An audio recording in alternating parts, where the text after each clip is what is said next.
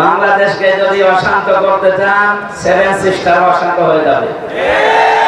হাত দিয়েছিলেন, আমরা তো এক ভাগ হয়েছি, আপনারা তো 7 ভাগ হচ্ছেন। আমরা সাহায্য করবো, আমরা বড় বন্ধু। আমরা বড় বন্ধু না?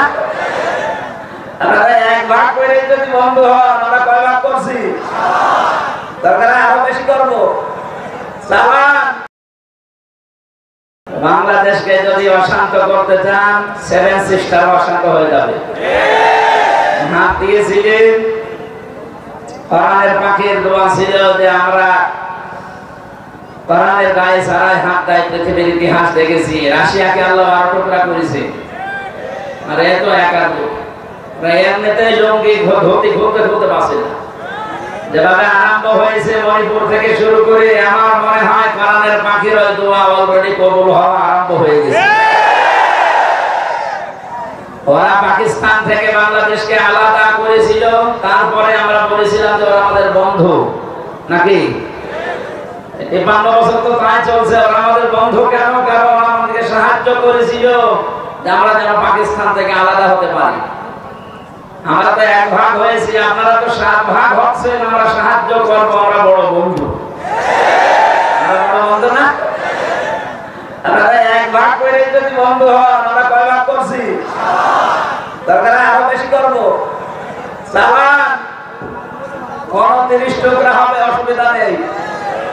তাহলে আমরা হবো আপনাদের পরম বন্ধু। এই জন্য আমরা এই উদাহরণের মাধ্যমে যেটা শিক্ষা দিতে চাচ্ছি, এই লাভ সাপ না দিয়ে উল্টা পাল্টা মন্তব্য না করে ওনাদেরকে সময় দেওয়া দরকার যৌক্তিক ভাবে। নয়তো আমরা মনে হয় আবার সামনে যে উদ্দেশ্য নিয়ে ছাত্র জনতা এই বান্ধন খুলে দিল, এই দেশের 1628 জন মানুষ ছিল মেন দায়িত্বে। আমরা জেলখানায় মাওলানা মামুনুল হক সহ যারাই দেখেছি, এরা সবসময় হিসাব মিলাতাম, দেখি কারা কারা। আমি হিসাব করে করে দেখেছি 1628 জনের 1627 জন মানুষের হাত এভাবে বাঁধা ছিল, শুধু একটা হাত খোলা ছিল। কয়েকদিন আগে আমার মামলা যতগুলো ছিল সব খারিজ হয়ে গেছে। 4-5 দিন আগে বিচারপতি মামলা এভাবে দেখার পর বলছে, একটা মামলা হলো, এর কোনো মাল ম্যাটারিস নেই, যা সব খারিজ করে দিলাম। আমি বলতে গেলাম যে মাননীয় আদালতে মামলা তো আপনার কাছে 3 বছর ছিল, তাই আপনি এর আগে তো এই মামলা বহুবার আপনাকে দেখানো হয়েছে। আপনি বলেছেন না, এ মামলা জামিন হবে না। এখন হঠাৎ করে বছর কোনো মাল নেই। এই কথাই আমার বলতো যে হুজুর কিছু করার নেই, আমার হাত বাঁধা ছিল। এখন হাত খোলা আছে, কোন চাপ নেই উপরে। এই জন্য যা দেখলাম আমি ন্যায় বিচার করে দিলাম। আমার মনে হয় এরকম যদি এই একজনের না, এই 1628 জন যারা দায়িত্বে এখন আছে, প্রত্যেকের এভাবে আমরা হাত খোলা দেখতে চাই। আবু সাইদ এভাবে হাত খুলে দাঁড়িয়েছিল না?